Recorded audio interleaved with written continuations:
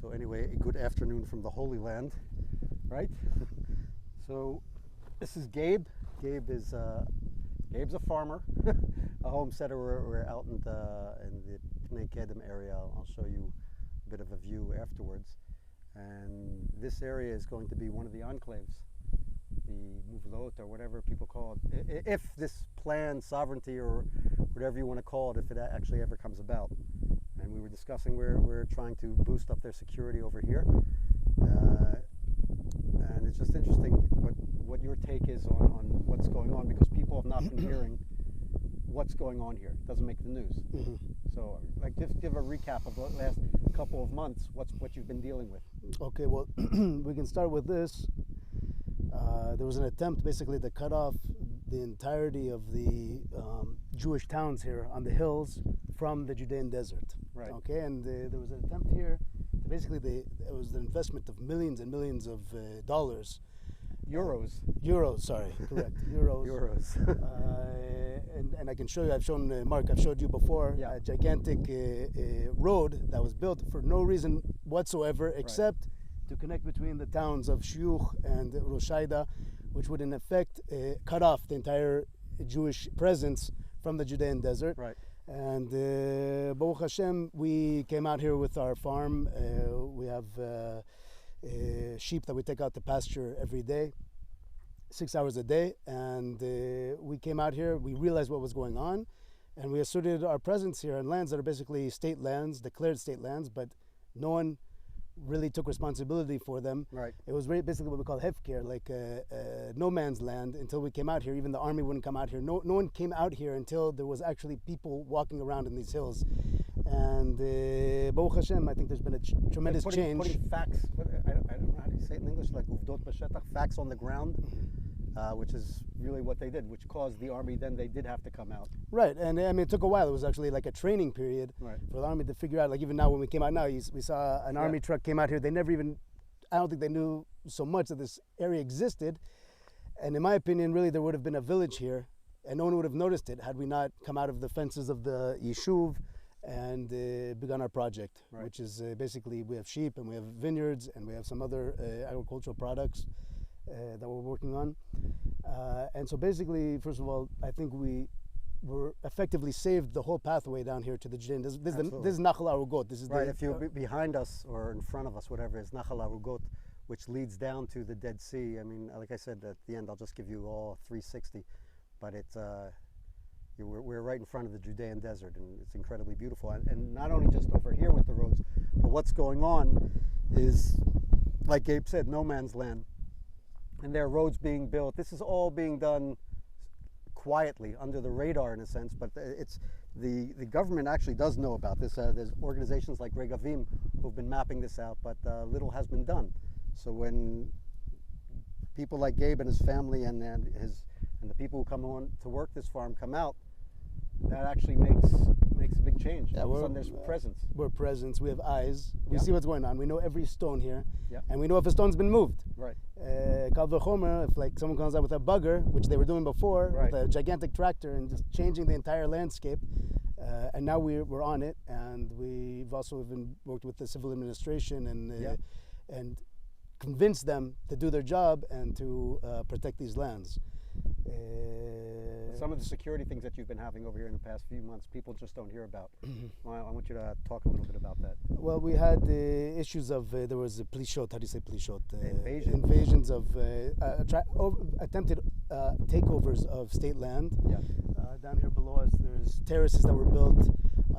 There was attempted planting, and what would have happened had we not stopped it, is in another 10 years, this would have been taken away from the state land. What's amazing, there's an interesting, God, I gotta fix my English. There's an interesting thing is that whereas some of the world, whatever you want to think, when they say, oh, illegal settlements or whatever, by your being here, you're actually, there's a law, it's Israeli land, it's state land. Right. So by your being here, it's making sure that the law is enforced. Is enforced. Right.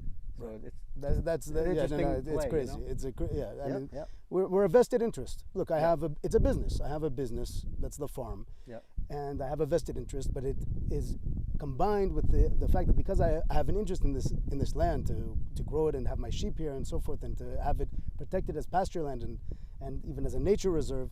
Right. Then there's someone here who's always paying attention Right. and can tell the law Exactly, enforcement agencies, come do your job. Something's happening here that you don't want to have happen. Right. And I think they respect us for that, and we try to work together, although it's not 100% smooth, but we try to work together on it. As far as you talked about things that have happened lately, we've had for months.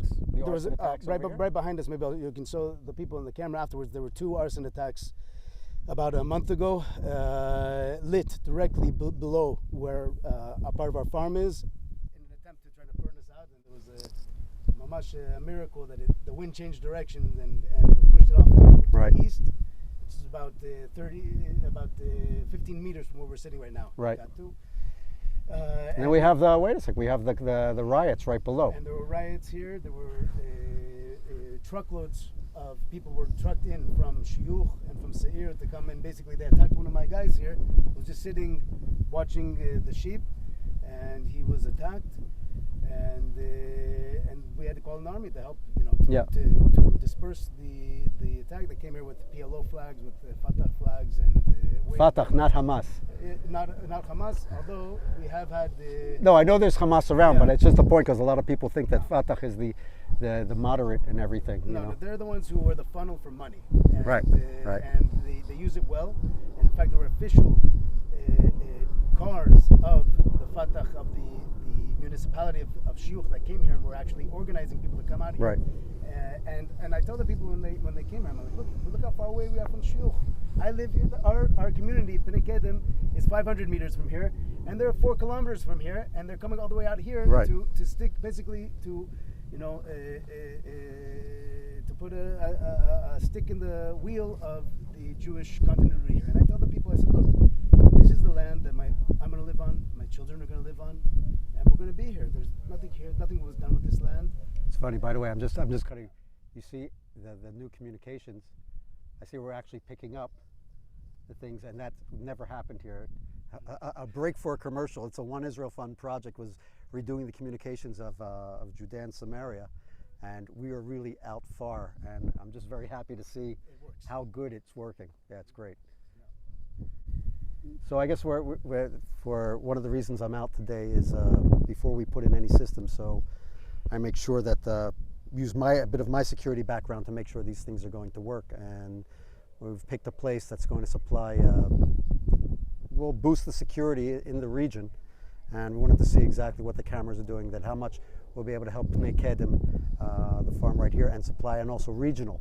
And it's good, and this is just one of the projects that we're actually putting up. 5 perimeter systems are right now in process of being put up, among a lot of other projects that we're doing in the security realm. I'm not even talking about community projects, and Gabe's going to be having access to it, and all these guys. It'll really help, not just strengthen our presence, but really keep the people safe, which is really the thing that we want to. I'm not getting involved in politics and all that. Some like that I do, some don't like that I do that, but it's we want to keep people safe. So when we say like no more Jewish victims, that's the point of it. And look, we have young guys. These kids who are coming out here they're hard workers. They're getting their acts together. They got a responsible adult by there, making sure that they'll finish their studies. They'll end up, being part of the country really, and they're living the Zionist dream in a sense. There was nothing here. I mean, you can see the surroundings. It's weeds, and behind us is also a new vineyard. It's making the desert bloom really. And we're having coffee. It has to be the coffee with Mark thing. So, all right. So God willing, we'll have that system put up soon. And but this is like a classic place where we want to keep our people safe. And if that's the hashtag, that's the hashtag. Keeping our people safe. No more Jewish victims. And we're social distancing, right? But otherwise, that's what it's about. And despite whether sovereignty comes, whether it doesn't, we have people here, and we're going to keep on working, keeping the places growing. So thank you all. Taking a walk around the area of surveying, you get a chance to see what the view is like. Really, it's that's the desert out there. Let me see if I can zoom in. We'll go down below. That is the Judean desert, and right below that is the Dead Sea. We see across where, can we see Chavat HaUrgot from here? Yes. Yeah, I'm just saying. There's Chavat HaUrgot, for those that know it. And right here you see the black. This is where the fire came up to.